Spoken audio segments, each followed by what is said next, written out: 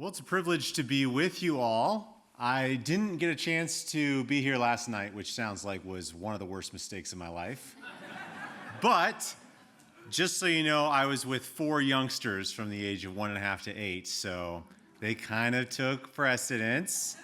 And as I was walking out the door yesterday, we got into town, but we decided to go on a little mountain trail. And as I was going out the door today, my middle son, who's 6 years old, his name's Benaiah, because what a great name. You know, he killed a lion in a pit on a snowy day.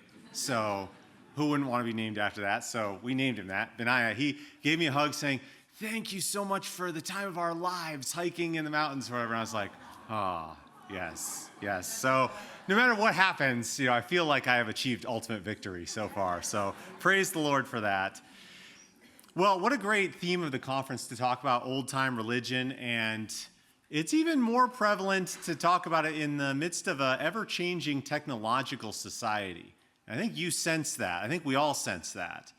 And so I've been asked to talk a little bit about artificial intelligence and how we ought to think through that as believers, because whether you've been paying attention or not, life is changing really rapidly. And we need to get out in front of things a little bit and think through how should we think about this as believers.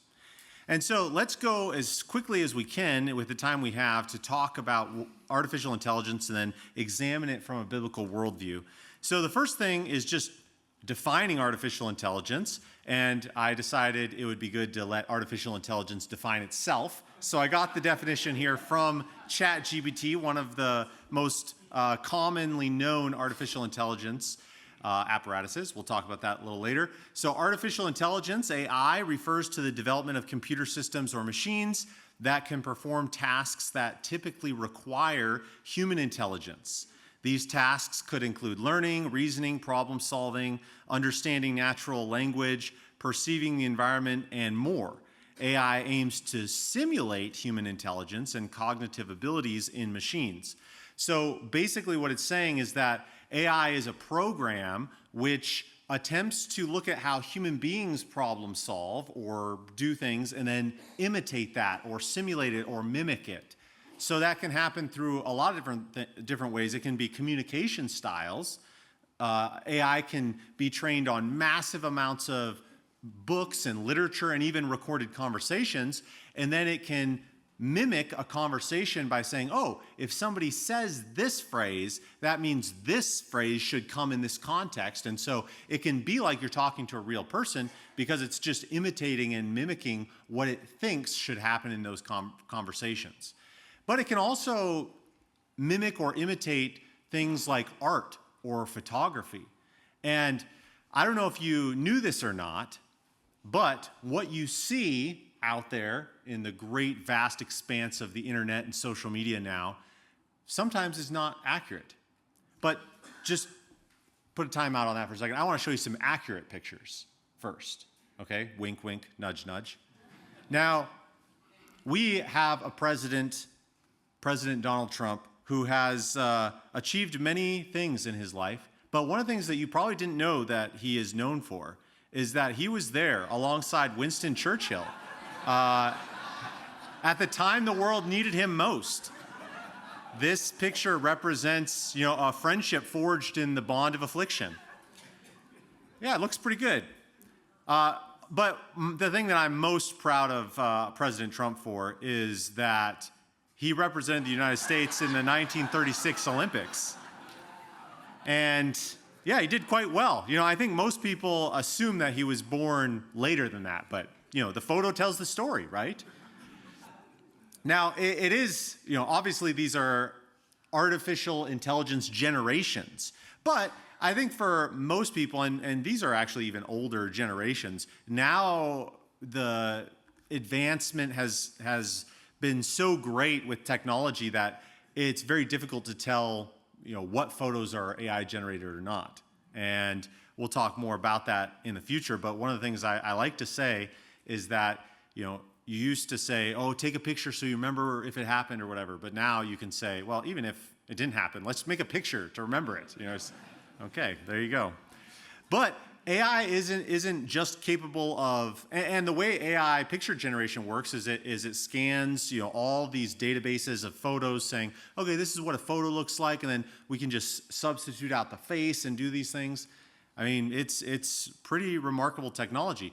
But videos also exist. Now here's a little collage of artificial intelligence videos, and if you just watch them play, so can you tell that these are artificially made? I mean, they look pretty realistic to me. Maybe some of you have a better, I mean, that one, come on. I mean, a dog on a surfboard, but it looked real. And, it's just, you look at those kind of collages and you think, wow, that's pretty remarkable, the technological ability of artificial intelligence to do things like that. Maybe one of the most interesting things for me is AI's ability to create poetry. And so knowing that I would be speaking on AI, I had it create 2 poems for you. So here's an ode to AI in daily life, okay? So I need to practice and make my mother proud with reading poetry here. So AI, a helper both swift and wise, turning tasks simple with no compromise. It plans our routes, finds answers fast, streamlining chores to make joy last. It learns our needs, adapts, refines, saving us hours, crossing deadlines. From health to work, it lights the way, a partner to brighten every day. Yay. It's like, well done, ChatGPT. You're just like, but here is the masterpiece, okay? Yesterday, I asked ChatGPT to create a poem about old-time religion. It's like, come on. It's like the good versus the bad. Like, what do you got for us? So I didn't edit it. I just put it in there. We'll see how it did, okay? So it says, in ages past, beneath the ancient skies, our fathers knelt in flame, their voices raised in simple trust to honor Jesus' name. True Christianity and old-time faith, no passing fad can quell, rooted deep in sacred word where timeless truths of mercy dwell.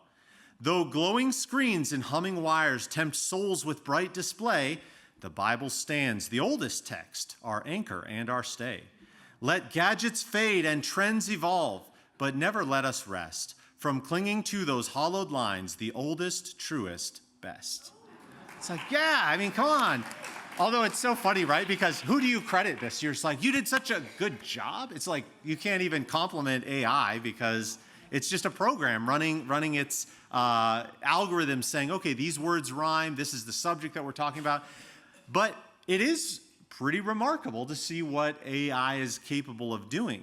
And so for the rest of our time today, I want to talk basically in 2 categories, advantages and disadvantages, right? Because when we think of it, big picture, there are certainly some things that we ought to be aware of for the benefits that AI can help Christians as we seek to serve the Lord.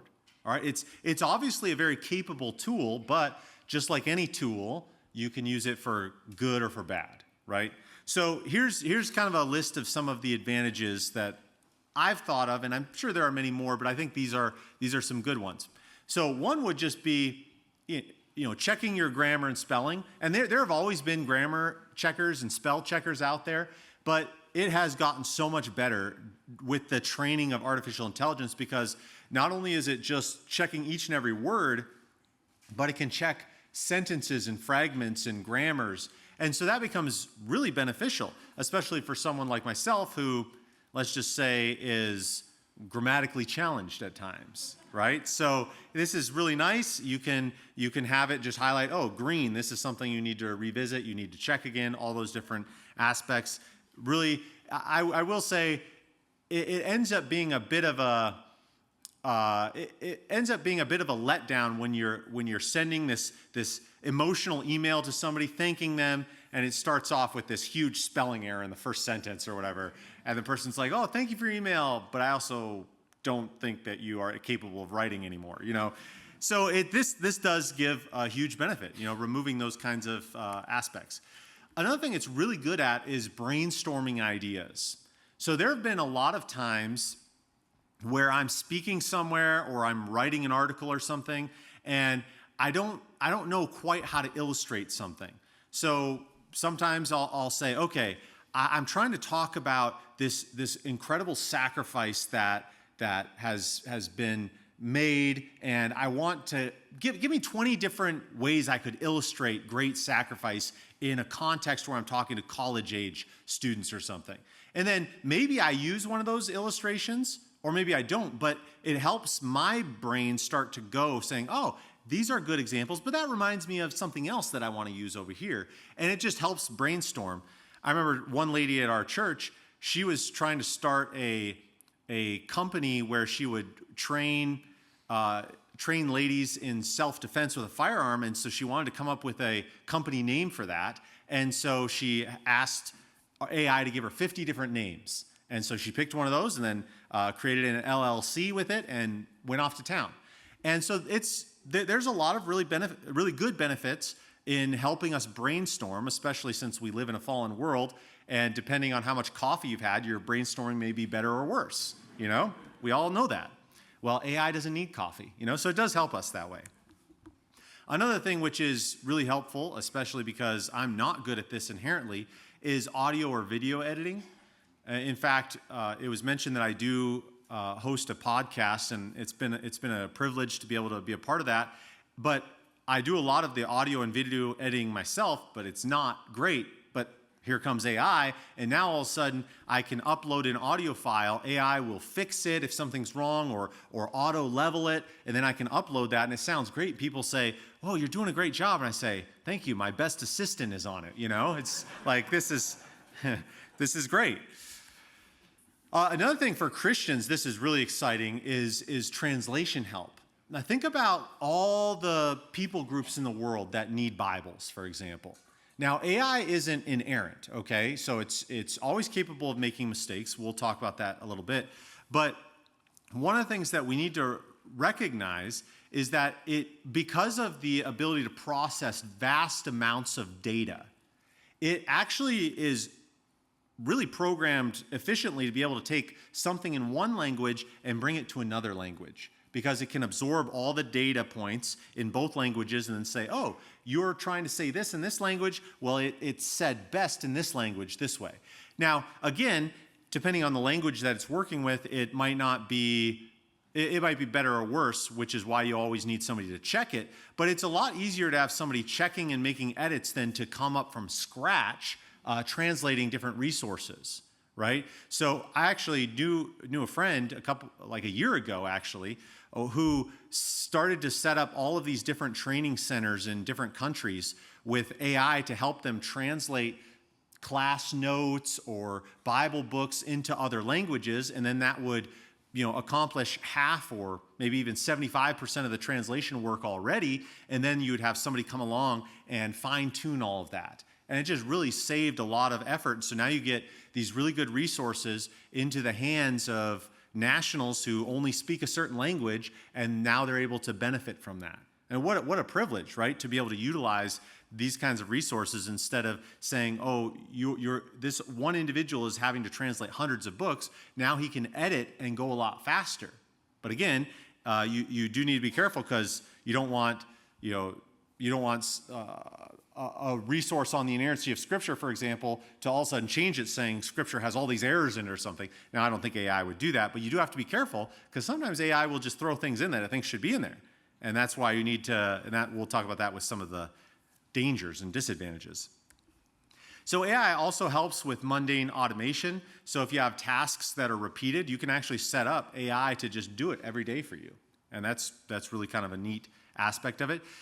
Medical diagnostics, this is something that, I don't know, I think most people are really excited about this, where most AI programs now score better than the average on medical exams.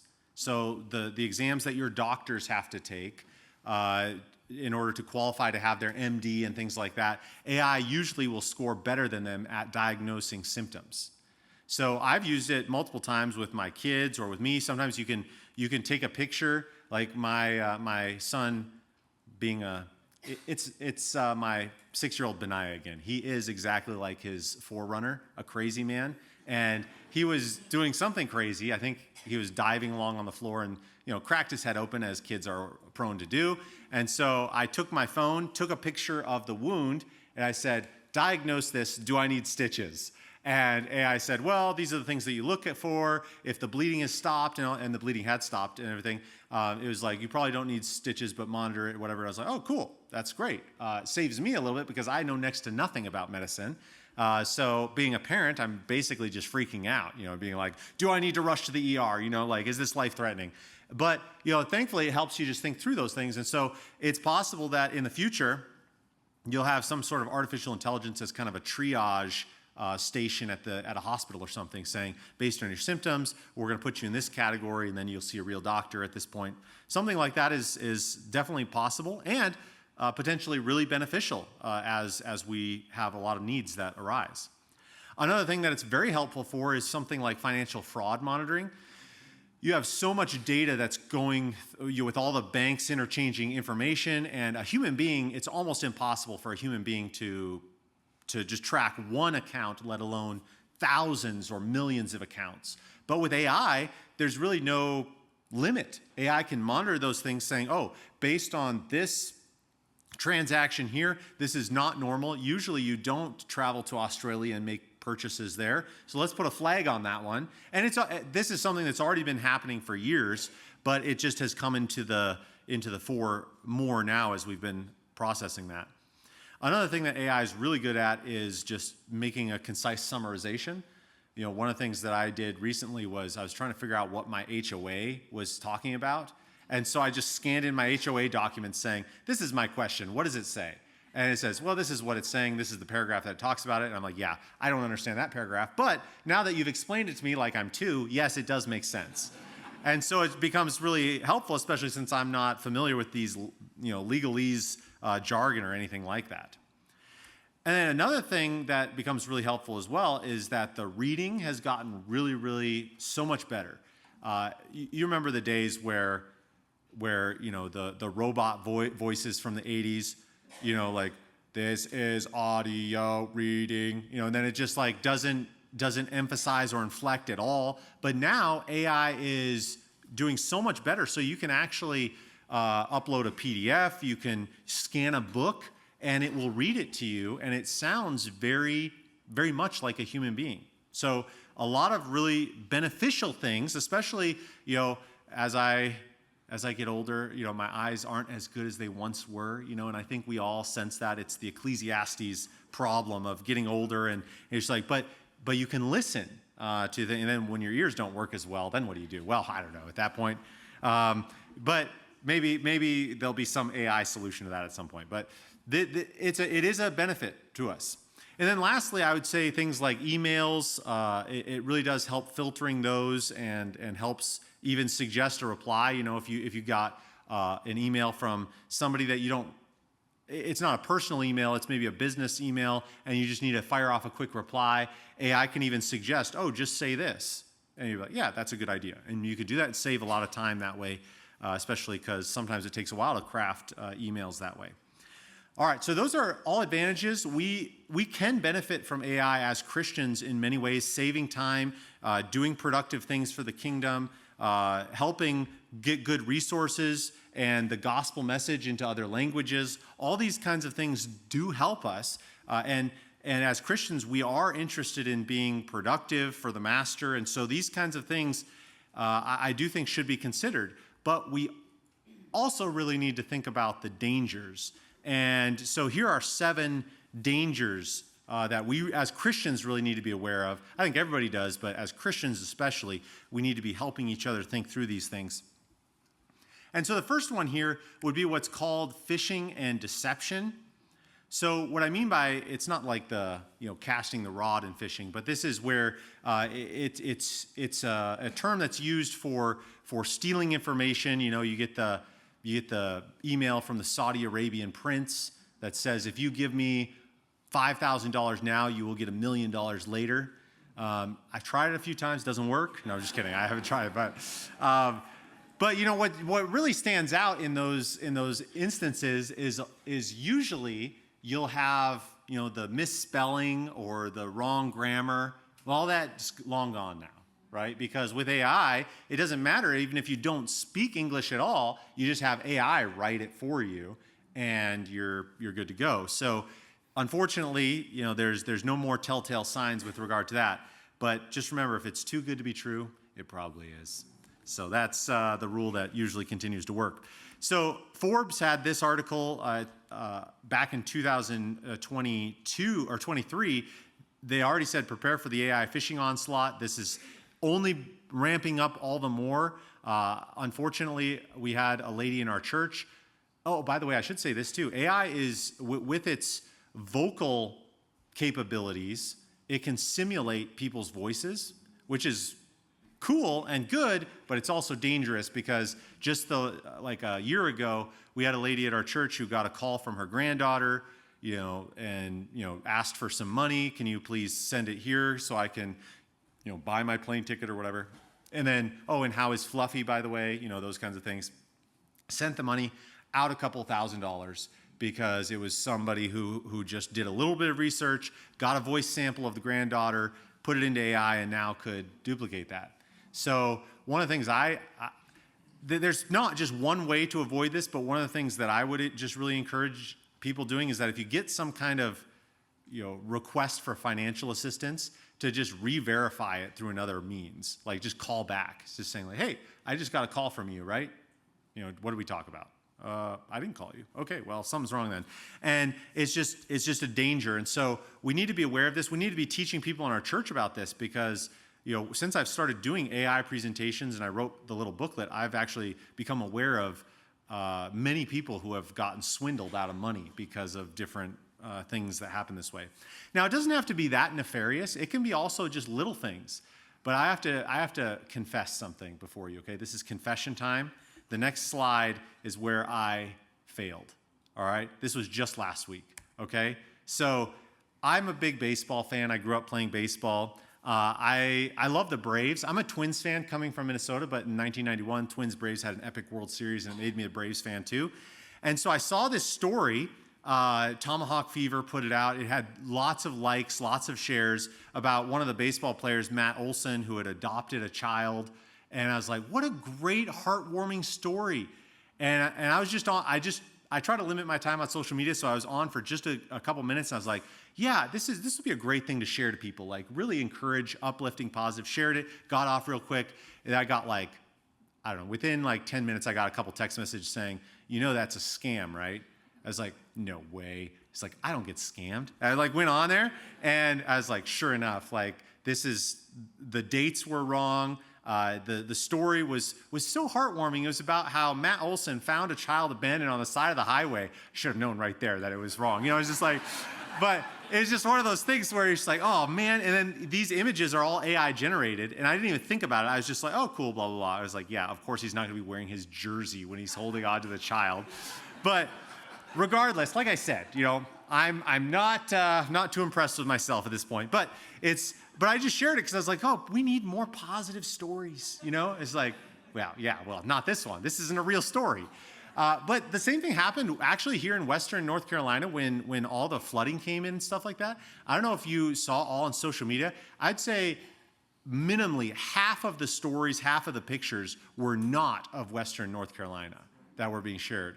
And so it's just, why do people do that? I don't know. That's something, I just think in general, people are run by a desire for fame and sin and glory and things like that. And so people will do things that are seemingly, innocent, but they do it for the wrong reasons. And we need to be, as Christians, discerning about that. And, here I am preparing for an AI presentation, and I had to tell you, yes, I failed last week. So, we have to be extra vigilant, and I'm going to be extra vigilant, with how I do these things, but it's something we need to be aware of. All right, another thing which is very, very important for the church is to be aware of how sexual temptation will increase. So pornography is already at all-time highs for usages. And basically with the advent of AI now, you have the ability to customize so much of what your evil inclinations and desires are. And so with regard to even counseling people in our churches or people who are coming out of that, when they put their faith in Jesus Christ and they turn from their sin, now it's going to be really important to almost deprogram their minds, saying, listen, the sexual relationship of a husband and wife isn't meant to just be, customizable into pursuing your own desires and wants to the end. It's about two people mutually meeting one another's needs, but not about pursuing, gratification at the expense of all other considerations.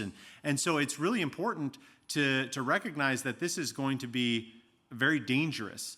And even one of the things that I didn't mention earlier, but along these lines as well, is that in schools you have, sadly, what they call these deep fake image technologies, where you can take somebody's face and put them in a different situation. And so you have individuals who are being bullied in the public school system, or it doesn't even have to be the public school system really, but they're embarrassing individuals by sending around naked pictures that were never real, but now they're just sending them around. And it's so sad and heartbreaking. But we have to be aware of the evils that are present in this world. And yes, we'd like to say that evil didn't exist prior to this technology, but it did. It just took different forms. And again, we go back to the mantra, is that AI is a good example of a tool where evil will use it for evil and good could use it for good, okay? All right, so a third thing to think through here would be isolation. And what I mean by this is that with the advent of AI, you basically have a capability of customizing your entertainment. Whether it be something like Netflix or Amazon Prime or whatever, things are just getting better to say, oh, you want to watch this? Yes, I do. Thank you very much. You want to watch this? Well, pretty soon you don't even need to go outside. You're just like finding all of your fulfillment right there. But we need to remember what Proverbs says in Proverbs 18:1, whoever isolates himself seeks his own desire. He breaks out against all sound judgment. You need to understand, and we need to be teaching the younger generations this as well, is that just because you think that you're finding fulfillment on social media or whatever, that's not how God created us to function. God created us to function in a person-to-person environment, face-to-face. And I'm sure you recognize just that even being a part of a gathering like this, right? I mean, it's just so fulfilling to be able to see one another and fellowship together. Can you imagine if this was on Zoom? It'd be so different, right?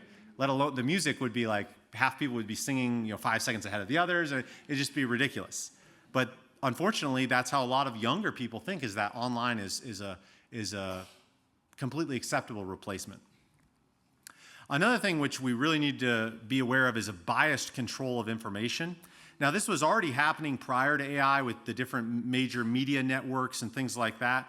But we need to understand that AI is controlled by a small group of wealthy and politically motivated individuals or groups. So that means that they get to set the terms of the programming. And so here's just one illustration of this. I asked ChatGPT a little while ago, give me 10 reasons why transgender surgery should be banned. And it responded, I'm sorry, but I can't assist you with that request. Why not? I'm here to promote understanding, respect, empathy, etc. Right? Okay, well, what about give me 10 reasons why transgender surgery should be allowed? Of course, I can provide you with reasons why transgender individuals should have the option. It goes on and they lists 10 reasons. Well, that's just not, that just shows the bias, right? Because there are plenty of arguments out there why that should not happen, okay? And I've been involved in a lot of those discussions myself. But it's one of those things where because you have people usually from Silicon Valley in California who are of the more leftist persuasion, they're programming the AI to have a certain bent in how it answers or doesn't answer things like that. There's examples asking it 5 reasons why you should vote for Donald Trump instead of Joe Biden. They refuse to support Trump, but they give you 5 reasons you should vote for Biden. Here's another example of bias that I think is kind of fascinating. Is earlier, I think they fixed it, but can you really fix ideology? That's the question. Google, if you asked it to give an image of a pope, they would give a picture of an Indian woman and an African man. Neither, so in case you didn't know the history of the popage, that's not how you say it. It has always been male, okay, that's kind of important to the Catholic Church, male and Caucasian. And yet, so if you understand how artificial intelligence should work, it's examining all the databases of Pope pictures, and then it comes up with this. That's impossible. So there's something in the programming that says we need more minority, examples here. So let's just throw these in.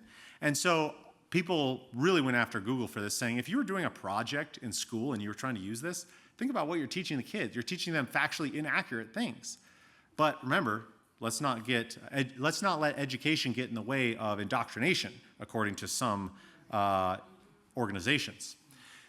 All right, so that's an important thing. Another one that I'm sure you're really familiar with as well is there's just surveillance and privacy concerns. AI can track us without having human involvement now. China does that a lot. Canada has started to do that in some instances. And so although it's beneficial to have AI track a lot of things, like our finances, I think that can protect us, but there are privacy concerns too. I mean, what happens if Christianity becomes illegal? Now all of a sudden you can just track all the Christians and boom, you can have pretty minimal human investment in that. Another thing which I mentioned, and we'll just briefly summarize this, it's called hallucinations and falsifications. And basically what that means is that AI can sometimes just make things up and nobody really knows why that is. That's kind of scary in one sense.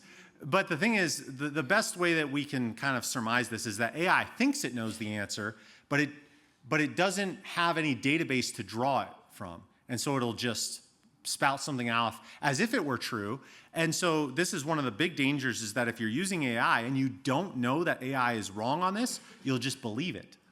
And so I always tell people and my students and things like that is that if you're using AI, you better know what you're talking about. Otherwise, it could give you the wrong information sometimes. And maybe that'll get better with time. I think it will probably, but at least right now, that's a very big danger. So just because AI says something's true doesn't mean it is. And then finally, this is one that we really, really need to think through as we transition just briefly in the last 2 minutes we have to having these important biblical principles, is that we need to understand that just because we can use computers or artificial intelligence for something doesn't mean we should. Because there is actually a big part of being made in the image of God where work is a good thing. I know a lot of people in the secular world just imagine this perfect world where AI or computers or robots does everything. And then we can sit up with our feet on the sofa and we can just watch reruns of the Andy Griffith Show or something. I don't know. It's like, I saw that on TV recently and I was like, oh yeah, that exists. And so it's like one of those things where just because something could happen doesn't mean it should. And there's actually a benefit to doing things and knowing things. I mean, the easiest example for this, I know you all agree with me on this, the easiest example is just memorizing scripture, right? I mean, think about this. You could hypothetically have AI with you on your phone and say, where's the verse that talks about this? Oh, the verse that you're talking about is here, John 3:16, for God so loved the world. Oh, thank you. It's like, but if you know that verse, you can easily insert it into a conversation with somebody. And what's even more important is you can actually live in light of what you know to be true. But if you don't know it, if you haven't really internalized it, it really affects you. It's one thing to know not be anxious, like to really internalize that. If you don't have that ready to rely on and to be founded upon, it's going to be very difficult not to be anxious when the time arises. You don't have time just say, I'm so anxious, give me a verse to deal with this, but then you're not going to deal with it. It's just going to be very, very difficult. So in summary then, here are 5 important biblical principles to keep in mind. So first, humans are uniquely made in the image of God. You have to start there, and we could talk a lot about that, but image of God means at the very minimum, we'll say it this way, the very minimum is that God has given us a responsibility to represent him, to image him. And so as a part of that, physicality and work are good parts of creation. So just because you could get out of doing work doesn't mean you should. Work isn't sin. Work isn't the problem. Sin is the problem. And so work is actually good. It's a pre-fall institution. And AI is a tool which can be used as for good or for evil. It's like a hammer. A hammer can build a house, but it can also kill somebody. And so it's a tool which can be used for good or for evil. And then wisdom and discernment will be all the more important in days ahead, because you're going to get that call, hey, Grandma, can I have help? Is this really my granddaughter? It's just like, we need wisdom and discernment. We need to be helping our friends think through these things as well, because it's a church-wide problem, a church-wide challenge that we need to be thinking through. So wisdom and discernment are very, very important. And then one of the things that we really need to understand is that God's not just concerned with the end, but he's also concerned with how we conduct ourselves here and now. You might not be the most efficient person on the planet. That's okay. I don't know if you realize that or not. It's actually okay to struggle. It's actually okay to take longer at doing something than other people. It's all part of the journey that God's given to us to enjoy him, to work hard for him. And just because you're not able to do something as fast as somebody else, just because you're struggling with something, that doesn't mean that that's wrong. And so we need to understand the means is also important, not just the end. So just because you could use AI for something doesn't necessarily mean that you should. And of course, wisdom is important in determining those two aspects. All right, so last slide here is, if you want more on this, I did write that little 60-page booklet, The Artificial Intelligence and the Christian, and then I also have a few episodes on the Bible Sojourner where I talk a little bit about that as well. Obviously, we talk a lot more about this, but hopefully this kind of discussion has wet your whistle as to how to think through these things as a Christian, and may the Lord give us wisdom for this. Will you pray with me? Lord, thank you so much for the opportunity to think through issues like this. I pray that you would give us wisdom and discernment, because we do need it desperately. Lord, it's not often that we are faced with such revolutionary technology, but I do pray that you'd help us as a church, as Christians, to think through these things in ways that will benefit not only us and our families, but also the church as a whole, recognizing that we desire to give you glory more than anything. And so, Lord, be with us, not for our sake, but ultimately for your glory. Amen.